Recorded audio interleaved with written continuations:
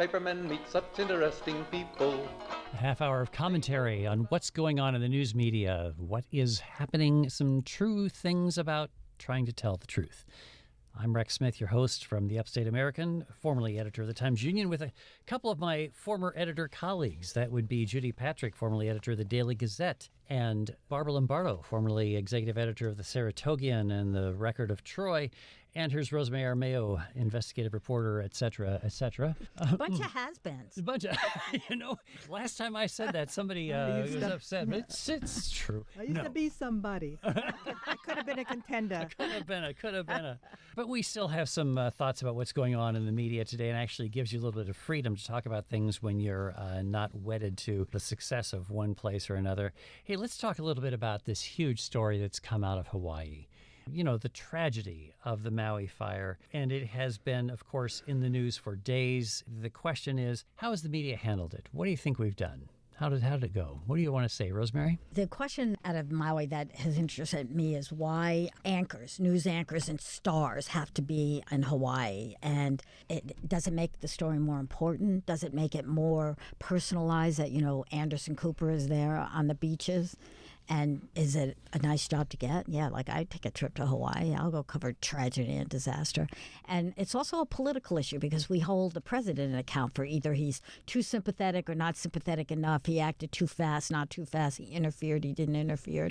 I personally would want FEMA in before the president. But what is the way to cover the story? And I would say that they have shown the scope of the damage. They have raised questions about why are cities burning down to the ground. This is like the Great Chicago Fire, and that was hundreds of years ago. Why did this happen now? I think the press has done generally a good job, but I have questions. Anybody disagree with that?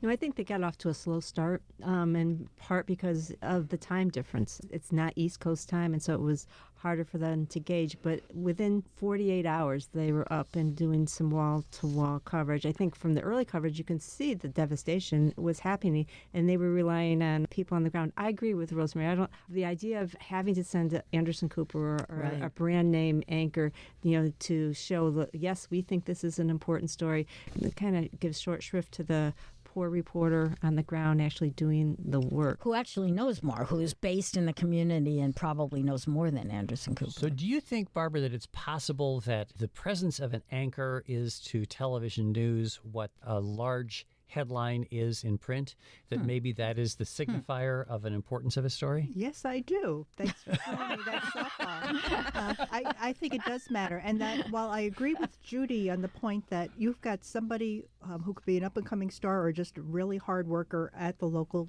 station who can very adequately tell the news. If it's that important news, then you want your most prominent members of your staff to be telling that story. Same as in the political world where they want Joe Biden, they want the president of the United States to go to the area of a disaster. Yes, you want FEMA there to actually be doing the work, but you want your leadership. You want to see and hear your leadership. So the name anchors, even though that's not their expertise covering the fire or their expertise is bringing gravitas to a situation, bringing the name. It's the stations saying, this issue is so important that we want to send our most talented, prominent, biggest names to tell the story. Best paid. Most expensive. It is interesting how we're linking politics and television journalism because both are really performative. Doing the job of a member of Congress these days is so much less about legislation than it is about appearing to be the congressperson, getting your name in the news. That point was made by none less than Marjorie Taylor Greene, who talks about, her role is to spotlight issues, not to actually legislate. Yeah, if you could also imagine yourself as the top reporter at a newspaper or one of the best reporters at a news site and something big happens, you want to be the person who gets to go. It's almost a perk in my mind, for the person who's up there to get to go to the site of it's usually some sort of a tragedy. The best reporter, but Lester Holt is not necessarily the best reporter at NBC News, right? Hey, did we ever see Walter Cronkite get out from behind his desk? Vietnam. I don't even... Vietnam. That's not a good example because that had huge gravitas and it changed the course of the war probably. But we don't have Walter Cronkites anymore. We have, Savannah Guthrie, who's off the battlefields of Ukraine. It does nothing for me. I think it's time time for TV news to maybe look at some of its formats. And indeed, I think they are. Like, why do you have a weatherman standing out in the wind when there's a hurricane and the message is, get out of the wind, go to a shelter, don't be where I am? Crazy. And yet it's traditional and we do it. And it is designed to build audiences. The joke was Right. about Chris Cuomo, who would go to these things and wear a T-shirt, so that he could flex his biceps on camera and just make everybody go, oh, my, he's the good-looking Cuomo brother. And And it was very beneficial for him because he really built a brand on that. he did. He built a brand on his flex. But we should also mention that when you get bombarded with press in the middle of a disaster, that also distracts from the recovery efforts. And, we need to be mindful of that in addition to, saving people and rebuilding and opening roads, the people in charge have to accommodate, a press pool and satellite trucks. And the press needs to be there because the public needs to be informed, but it can be a real distraction. The other element, though, about this coverage is the question about whether there has been adequate attention to what caused the fire, namely the impact of climate change in the cause of this. CNN mentioned climate change 3 times, MSNBC 5 times. ABC, CBS, NBC did not tie the fires to climate change in any of the 35 segments that aired of the first 8 days. So this is a question. Don't we expect that kind of depth? Shouldn't we? A news story like this one does not happen in one day. And the first day, the story's breaking news. And I want to hear about dead people, rescue operations, property damage, the extent of the fire, all the breaking news elements. And you are now seeing those stories come out. The one I just mentioned about how could a city burn right to the ground the way Chicago did? What happened to all those years of code enforcement and protection? And you are seeing the stuff about climate change. And you are seeing whether power lines played a role in this. And you're seeing lots of stories about the disinformation that came out about the cause of the fire, that some sort of pure energy was being laser focused. Crazy or what? Conspiracy theories that are coming out about it. And where you hear that, of course, is on the non-news stations, Fox and Newsmax and so on, the people, the right-wing talk crazy channels. The first couple of days, I remember that they didn't know what started the fire. So I think everyone was responsible not going into that because they just didn't know. But you mentioned that the survey that you were quoting was 8 days. I mean, by day 3 or 4, we should have had a much better understanding of what happened there. I don't know, but I remember a Pulitzer Prize story out of Kentucky about a school bus, a horrific school bus accident. And that for the first week or so, you're talking about dead kids, and that is the story. And then eventually came out about seatbelts and school bus construction and roads and all the things that the journalists are looking at over time. Is 5 days really a lot to ask for that? I don't know. It doesn't seem to me that we're well served by the same stories being repeated over and over on the cycle. That's true. What do they call that? Not the pie. What's the word? The loop. Yes, I guess that's right. And in print we have something similar, and that is really the B matter. There's so much content that is repeated in a story for the benefit of those readers who have been on another planet. That if you're a good newspaper reader, you can read the lead and the nut graph, about the third paragraph that would be, and you're kind of done with it. The rest of it's background stuff that you've seen before. I think I've gotten most of my news about what's going on in Hawaii from the New York Times and the Washington Post. And I think that they've done a good job. I agree that it takes time to tell the stories. And I also, while I think it's important to mention climate change, I don't think it serves anyone to try to mention it in every single story. Not every story is going to be about it. That's interesting. But isn't climate change the biggest issue of our time? Yes. Arguably. Could there be anything bigger than the potential existential threat of climate change? I mean, I'm almost in favor of putting a box. Well, here's old-fashioned. Putting a box on the front page. There's a box on a website. A link to more.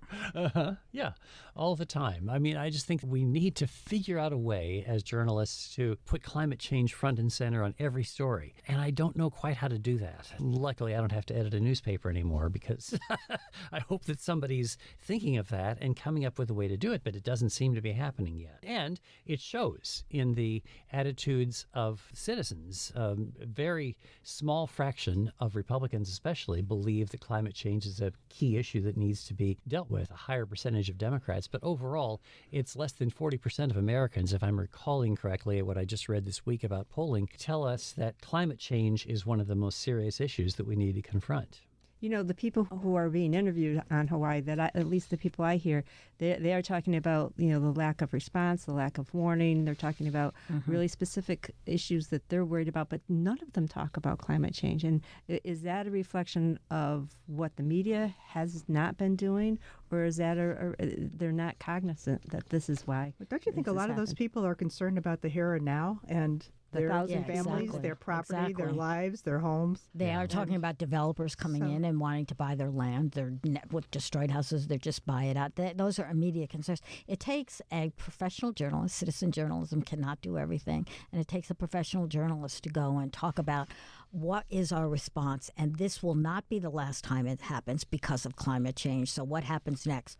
Does our alarm system need revising? Does our emergency response system need revising? Definitely our budgets on every level, local, state, and federal, need to be revised to take care of climate emergencies, which will be increasing. And aside from climate, when they talked about the emergency response systems not working the way they were supposed to, and then there was a report right after that saying they had just been tested very recently. I don't know what the results of the test were. I didn't follow that part of it. Maybe they tested them and said, oh boy, we needed to do a lot of repairs. Don't you think that every local government should be looking at their own response?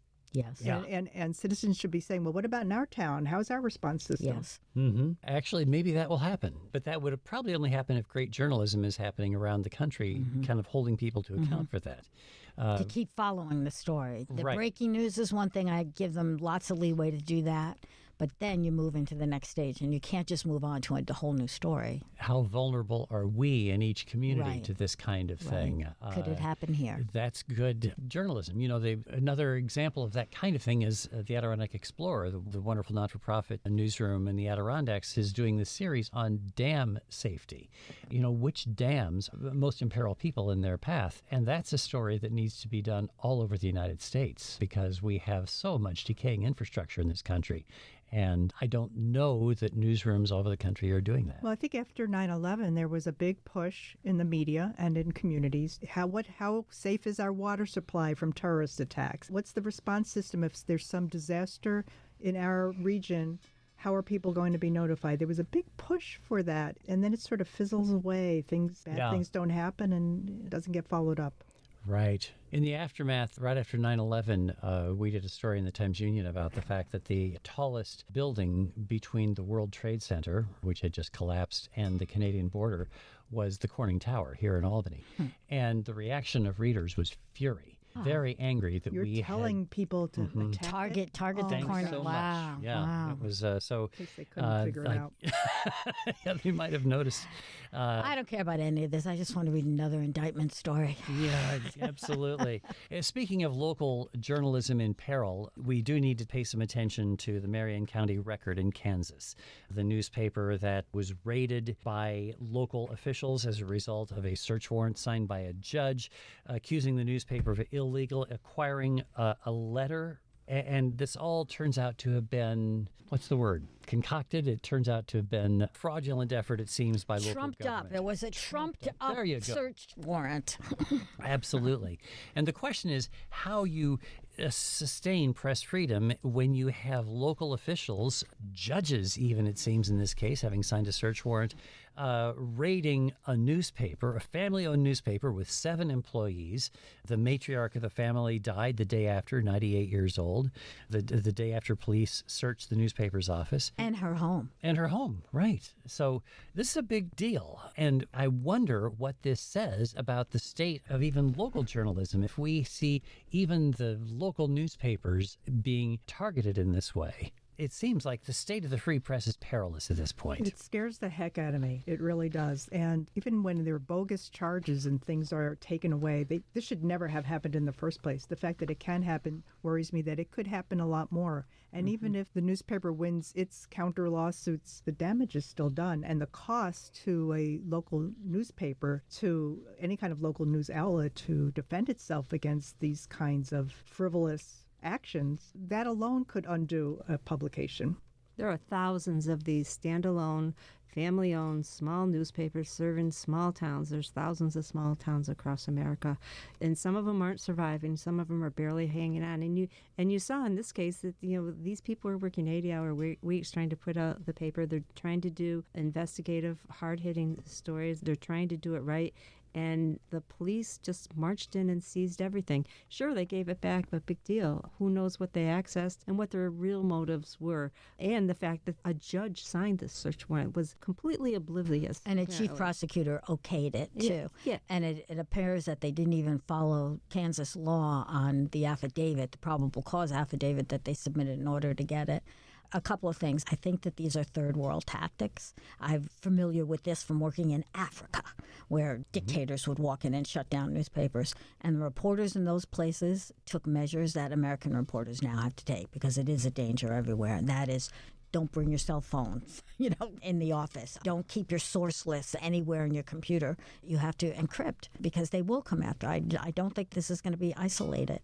And also a lesson for the newspaper, they had the drunk driving arrest, which was the root cause, the supposed cause of this, that a local restaurant owner said that the papers had used illegal tactics to get access to her drunk driving conviction. Drunk driving convictions are public.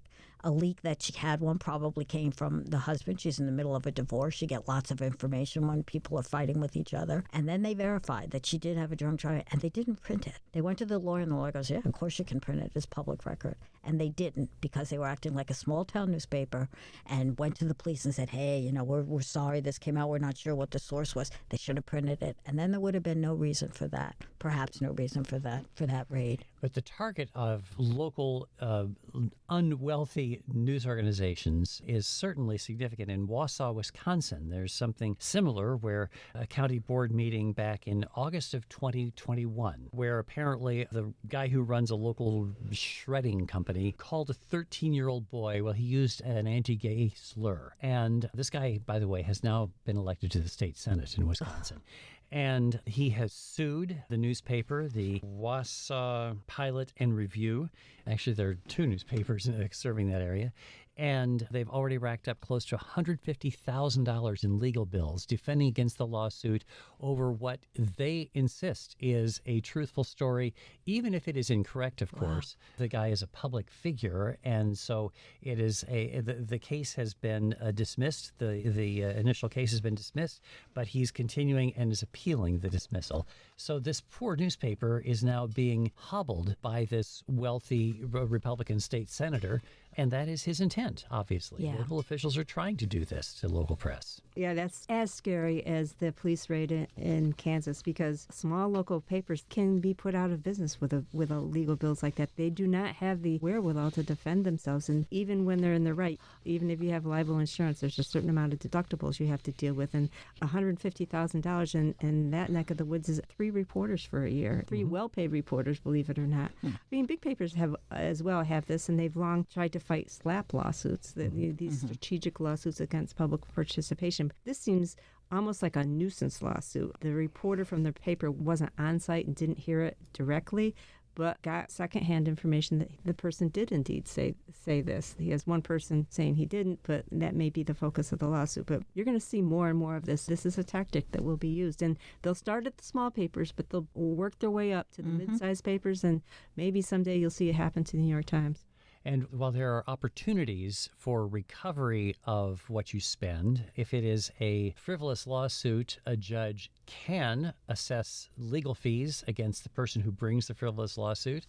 But depending on the state, maybe will not. Depending on the local judge, maybe they will not assess the local state senator for the hassle of putting this newspaper potentially out of business. And it is all, of course, part of a strategy, I would say, by people who would rather not have to deal with an aggressive local press or an aggressive press generally. I mean, it's just basically a localization of Donald Trump's tactics of attacking anybody who questions his veracity. And again, this is another third world tactic. I've seen this before too. And some of the cures for that we saw happen in Marion, that all the press associations who have anything to do with press freedom in the United States put out statements and rallied around it. There was a lot of public pressure on the officials in Marion to take back what they did. That was very helpful. And reporters have to support each other. So the New York Times, which does have a stable of fantastic First Amendment lawyers, maybe they have to lend out some of their expertise. I was And just the wondering Reporters about Committee, that. If there's anything, there's foundations that are supporting... The Reporters Committee in Washington that provides free legal aid to papers under attack like this. And we do it too, like publicizing. I did not know about that paper in Wisconsin. Maybe we have to get a subscription to that paper too. Well, there you go. There's an idea. Folks, if you have thoughts, media@wamc.org is how you share your views with us. We'd be very happy to hear about it. Rosemary Armeo, who you just heard, Barbara Lombardo, Judy Patrick, and I'm Rex Smith, and we're happy to have you here. Being the only guy in the room, I have to bring up Greg Gutfeld, Fox. If only you didn't have women in your newsroom. Yeah, that's what he... You want to associate with him? No, I don't. You know, you're right. I shouldn't have put it that way, should I? He says, what would happen if all the women took a ladies' week off and they went to Venus? How many of these problems would exist? He is blaming crime. There was a smash and grab crime that occurred over the weekend at a Los Angeles Nordstrom, and Gutfeld went on a rant saying that if I get this straight, it's because women are soft on crime, and that's why we have crime. So if it weren't for women, we wouldn't have that kind of crime. I don't even think we should be talking about this idiot. And maybe it's because you guys are always sticking together. But we should not be discussing, giving him a moment of anyone's attention. He's not worth it. This is the guy who talked about like how great it was that slaves developed useful skills. And if you were in a concentration camp, same with the Holocaust. Yeah, if you're in a concentration camp, it was useful for survival. This guy does not deserve to be talked about. It's an example of where Fox News has no conscience, and that just as people who only watch Fox News don't know what's really going on in the world, we're giving credibility just by mentioning the person. He is right, we're raising curiosity. He is right. If all the women were in Venus, there would be no criminals born, because the preponderance of criminals in this country are men. They would all not be born at all. So there, idiot. How is this guy still on the air? Yeah. He works for Fox. It's all about profit. It's not a news channel. You know, I appreciate the fact that one of the news letters that we get on media issues no longer includes Fox among its ratings of news channels. Interesting. You have the three broadcasts, you have MSNBC, and you have CNN, and then Fox is a talk channel. It's different. It's not news, it's talk. And we've said it here on this show that real journalists don't work for Fox. And people shouldn't watch Fox. It makes you stupid. So at the risk of talking about Fox, I did look to see what was Fox doing with all the indictments that had just come down out of Georgia. And you wouldn't have heard that bad news. No, it was all about San Francisco Democratic leadership is a mess. That's what they led with that day. Really? On the day that Trump was indicted in Georgia? On the night. Now, okay. But then there was plenty of the follow-up. night lights went on in Georgia. There was plenty of follow-up about what a ridiculous trumped-up charge Yes, was. you're right. Wow. It's all political. It did seem like a historic thing. They had You think? facing 4 sets of indictments. It's just never been never. I mean, I think the history of it's so astounding that it is sometimes lost because we have gotten used to the string of indictments. But keep in mind, it's a former president. Yeah, but Judy, what about Hunter Biden? Exactly. Was he ever president? Did I miss that whole administration? Oh, boy. So it would be wonderful to hear some defense of Fox. But Write in. Yeah, Let us write know. in. Media at WMC.org. It does give you an opportunity to think about that sort of thing. But here is the question.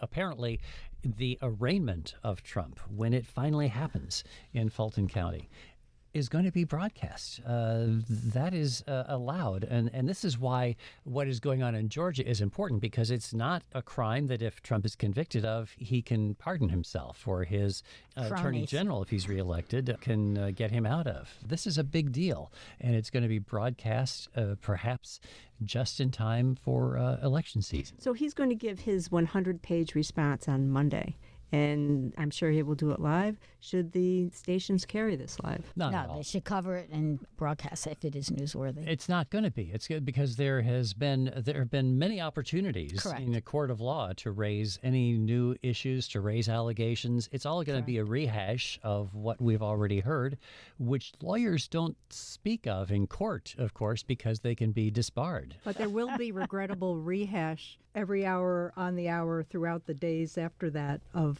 the MSNBC and CNN and their talking heads giving publicity to snippets of whatever it is that I Trump don't know. says. I don't think they will. I think I'll bet you. they've Maybe we'll learned be their back, lesson. We'll hear a lot about it on Fox. I mean, Fox will lead with this, and you'll hear about it on talk radio, right-wing talk radio, which is, again, the place where people who sit on bar stools and talk to each other get a microphone stuffed in their face, and they become talk radio hosts.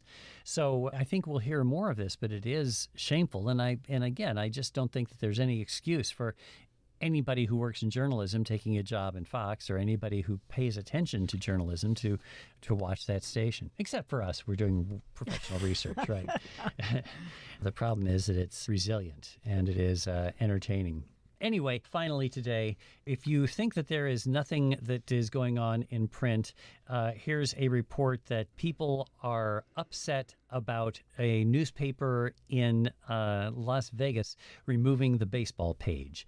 And so the editor has come back. Yep. I love that story because any of us who ever worked in a newsroom in a decision-making position can identify with that. Yep. Making the mistake of removing the bridge. Who plays bridge anymore? And I have to say, one of my close friends is a big bridge player, and she listens. The stock tables, the baseball scores, the TV Comics. listings, Right. the comics. Brenda man. Starr. Why'd you kill That's all, folks, from this old corner of the media.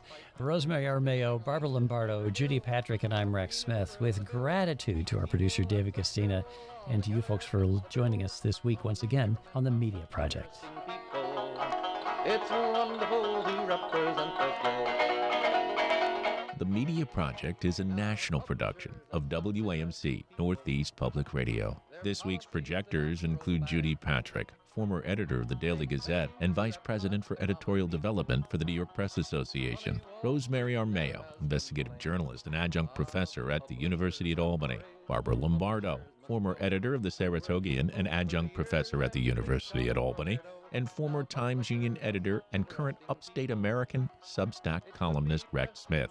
You can listen to the Media Project anytime at WAMCpodcasts.org or anywhere you get your podcasts. I'm your producer, David Gastina. Thanks for listening. Are such interesting people. Let's give 3 cheers for freedom of the press.